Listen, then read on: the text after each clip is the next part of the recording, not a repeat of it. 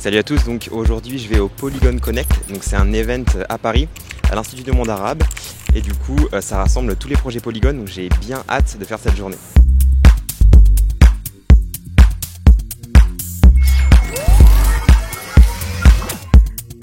Bienvenue sur CoinStation, moi c'est Léo. Et dans cette vidéo c'est un peu spécial, j'ai fait 3 interviews. La première c'est avec Miles Anthony. Donc Miles Anthony c'est une pointure du métavers. Il a créé DecentralGames qui est une plateforme qui permet de créer des jeux de poker dans Decentraland. C'est vraiment un OG de la crypto, je crois qu'il a 1000 terrains dans Decentraland. Il a aussi des boards d'APO de club, enfin là c'est un mec super intéressant et une interview très très riche en contenu sur le métavers. La deuxième interview c'est avec Corentin, c'est le fondateur de Whip. Donc Whip, ils répondent à un problème des DAO, donc les organisations autonomes décentralisées, qui est le faible taux d'engagement. Corentin, c'est un super mec et j'ai la chance de le côtoyer depuis plusieurs années car on a étudié ensemble. Et la dernière interview, c'est avec David Schwartz. David Schwartz, c'est aussi une pointure dans tout ce qui est Web3. Lui, il travaille sur les identités décentralisées et il est project lead chez Polygon. Donc aussi une super interview. Voilà, faites attention, la première interview, le son est un peu fort. Voilà. Hi everyone, so this is Miles from from DecentralGames. There we go. Hey everyone. So I wanted to ask you why choosing building on Decentraland and why choosing the metaverse? Because there are so many things in Web3, why choosing this especially? Yeah, so we actually started building in the open metaverse back in 2019. We felt that it was just a matter of time before it became very popular, and we thought that being early would be lucrative. So we just started kind of building games that people like to play. Our flagship game right now is poker. Poker's a pretty simple game, but adding the metaverse aspect makes it a little bit more fun and novel, and then kind of adding a play and earn and play and own now aspect of it kind of makes it more aligned with kind of the Web3 ethos. So we thought that Decentraland was a great option just because it's decentralized in the hosting of content, it's open, open source. And we've been part of the community from its ICO days in 2017. We run 2 of the 11 nodes, so we thought it was a great fit, and it's been great so far. And why, do you plan, for example, to develop things on other metaverses like the Sandbox or something completely different? And why poker? So we've been looking at other metaverses for quite some time now. There hasn't really been a contender yet that allows us to do what we want to do and build the games that we want to build with custom scripting and everything. And so we haven't purchased land with our treasury. Our treasury owns 1,000 parcels of Decentraland land. But we are keeping our eyes open. A lot of folks on our team are active in the the Bored Ape community. And so we're looking to potentially build in the other side. We're at the Metaverse Summit where we met with some of the Sandbox folks. And their Metaverse is a little more geared towards a base gaming layer as opposed to fully custom development. And so right now we can't build poker in the Sandbox, but definitely in the future we would love to explore it. By the way, I just checked out the Sandbox Alpha. It's kind of cool. You can actually run around and fight and punch people. And so that base game layer is not available in some of the other metaverses Decentraland. But I think it's really just about being able to deliver a great poker experience. And if we can do that in another metaverse, we can definitely explore it. And then why poker? We felt that poker's been a game that people like to play for hundreds of years. We're not trying to reinvent the wheel with Ice Poker, with DecentralGames. We want to build a game that we don't have to worry about people knowing the rules of the game or liking the game really, and just really focus on kind of the aspects around the game, like sustainable economies within the game. And ways to just engage the community and make sure they come back each and every day to continue playing. And so, we kind of felt that, a lot of the games out there currently in the market are kind of making a big risk on what they're building because it's a completely novel game. And so with poker, I think, with that risk is mitigated quite a bit. Thank you very much for your answer. And maybe one last question. What do you think of Axie Infinity, and does it has a future in your opinion?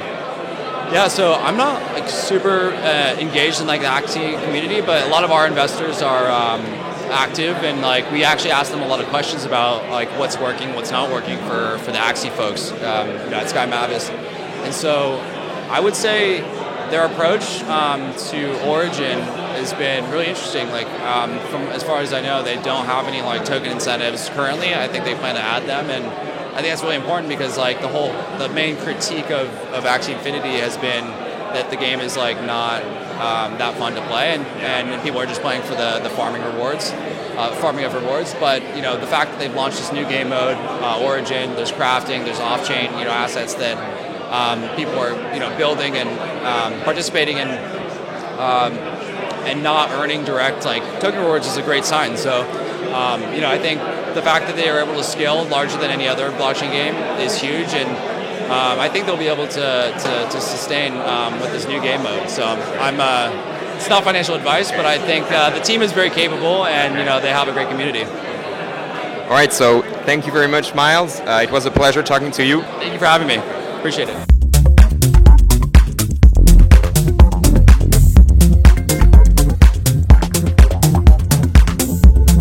Salut à tous, alors là je suis en compagnie de Corentin, c'est le CEO de Whip. Du coup Corentin, est-ce que tu peux nous dire en quelques mots ce que c'est que Whip? Bonjour à tous, alors aujourd'hui on se retrouve en direct du Polygon Connect. Alors Whip, c'est parti du constat qu'aujourd'hui il y a seulement 1% des governance token holders, donc des membres des DAO, qui participent activement à la vie de leur DAO. Si on prend l'exemple d'Uniswap, il y a 330 000 token holders et il n'y a que 3 000 personnes qui participent activement à la vie d'Uniswap. Du coup, la mission de Whip, c'est de booster l'engagement des token holders et des participants des DAO dans leurs organisations. Ok, du coup, tu parles pas mal des DAO. Pourquoi est-ce que tu as choisi de faire un projet sur les DAO et pas, je sais pas moi, les NFT ou alors un projet DeFi? Pourquoi les DAO et pas autre chose? Alors, les DAO, donc on est 3 cofondateurs chez Whip, et les DAO, c'est un sujet sur lequel on est rentré assez vite en 2016 avec The DAO, qui a été un petit peu scamish à l'époque. Et puis rapidement, on est devenu contributeur de 5-10 DAO chacun.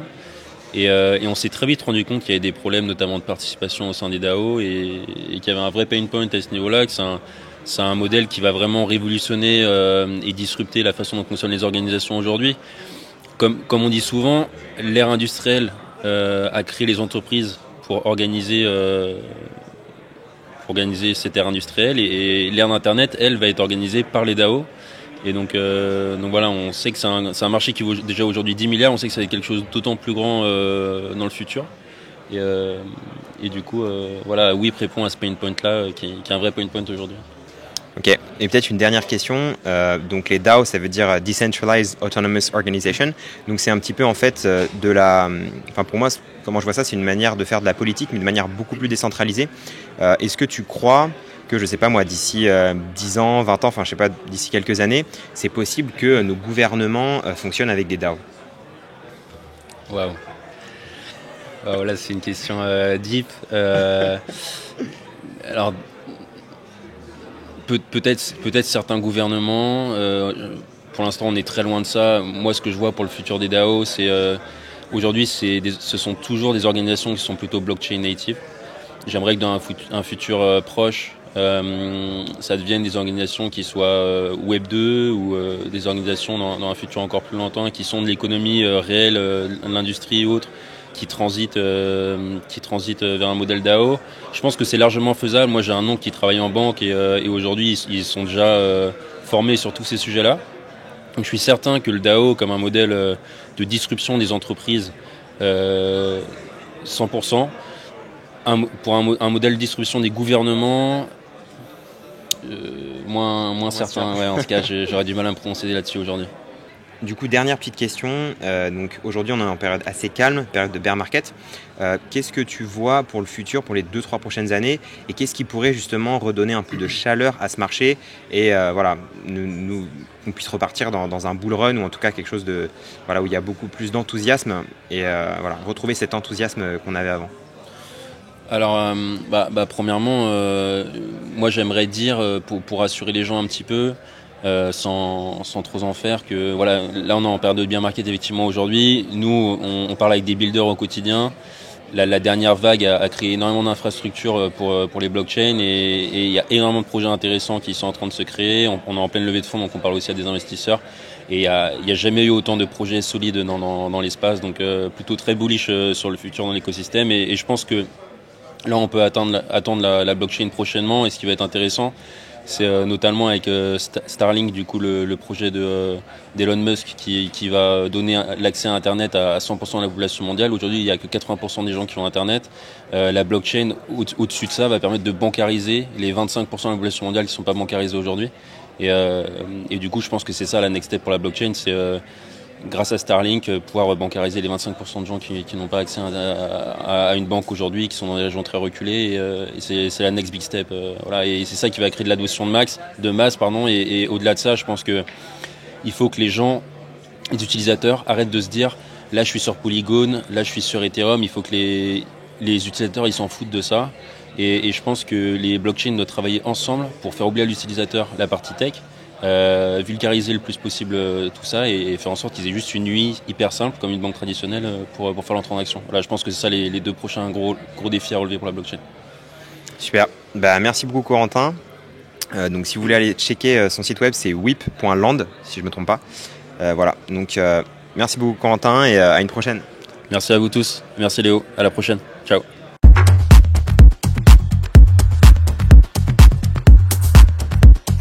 Salut à tous, donc aujourd'hui je suis avec David Swartz et c'est un des fondateurs de Hermes. Donc on va faire la conversation en anglais parce qu'il est espagnol. So, hi David, so can you tell me, so you're one of the co-founder of Hermes, right? Yeah. Could you in a few words tell me what Hermes was before, let's say, merging with Polygon? Well, Hermes was a project that started together with Jordi Balina and Antoni Martin. Hermes was kind of a spin-off from the project Ident3. Okay. And Ident3 is the project that we were building to create private identities based on Ethereum blockchain. Okay. So we were working a lot on the zero knowledge technology to create this kind of privacy layer for the identity. And at some point in time, we discovered that this zero knowledge could be also useful for scalability. Okay. So this is where we started Hermes. Also, there were at the moment in 2020, more or less, there were other teams like building this kind of technology, and we were a component, a core part of it. So we decided to stop Ident3 for a while and started Hermes. Now, as part of the Polygon, we have this Hermes project, Polygon Hermes now, and also we are building Polygon ID together with Polygon. That's the, let's say, initial idea of Ident3. Okay. So yeah, that's amazing. So you're going to be like a fully private identity, right, on the Polygon blockchain? Is that it? Yes. Yes, the idea of Ident3, initially now Polygon ID, is to have a solution for users to get a private environment, and that we can also solve the problem of blockchain usability in general. Okay. So we have some protocols in place under the umbrella of Ident3.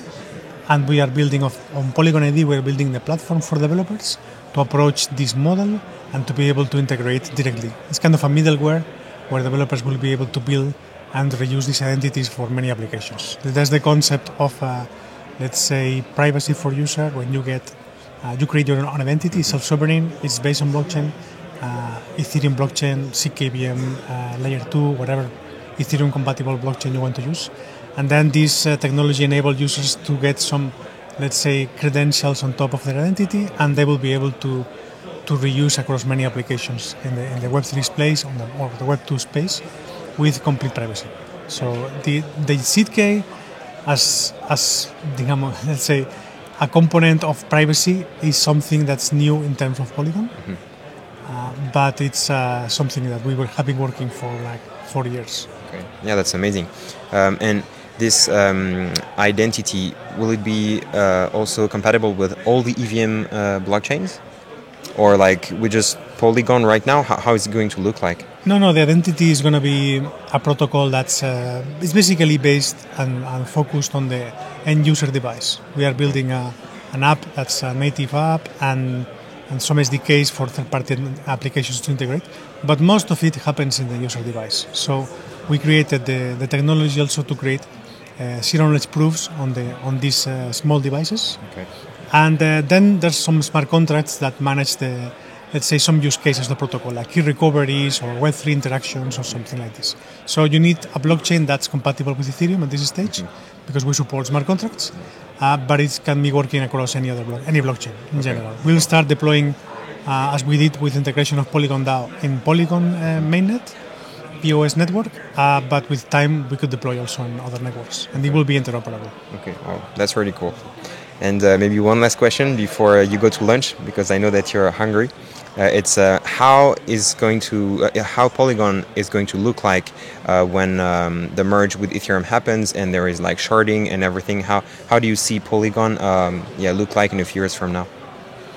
Well, Polygon is let's say a solution that creates an ecosystem of different blockchains. We want to be infrastructure provider in general, so the layer 1 improvements is going to be good for us. Okay. Because it's going to be the foundation of the technologies we are building now in layer 2. So the better, the most efficient Ethereum is with the sharding, and the lower the cost we have, the better. Because the CK rollups we are building now on top of the Ethereum network, they will benefit from this cost too. And we want to be competitive. We want to create fast networks for users in terms of finality, but also with lower cost. So Polygon is going to be benefiting from that, and the idea is to complement what Ethereum is not bringing in terms of, let's say, distribution in general, but also technology to complement. The example now that we are bringing the CKVM to the table is the solution, but there will be many more. And so, if I understand, wait, I don't know what I want to say. So is Polygon going to be a sidechain or a ZK rollup? Well, Polygon is going to be an ecosystem of different solutions. Okay. So the sidechain is the POS network that we are running today, will continue existing, okay. And probably will be improving this network in some way, and we are also building these layer 2 solutions on top of Ethereum. So depending on the application, on the use case, many developers can use one or another, depending on the features they need and the, let's say, properties that you are waiting for. Because in the POS, for example, we are super competitive now in terms of cost, and the CKVM is something we need to explore and see what's the outcome. But we consider to have multiple solutions in the portfolio. Okay, muchas gracias. And thanks a lot for this interview. No problem. Thank you so much. Thanks.